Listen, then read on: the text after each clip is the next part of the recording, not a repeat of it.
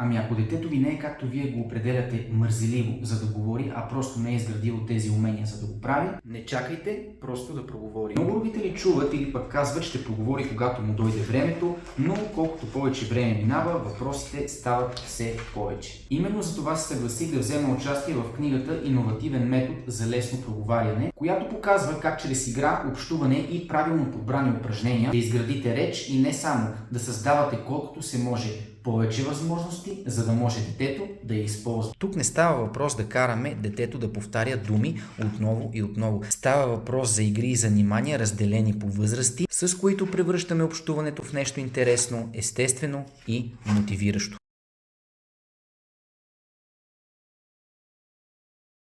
Защото всяка игра и занимание могат да бъдат възможност за общуване, всяка ситуация възможност за нова дума, а всяка дума малка крачка напред.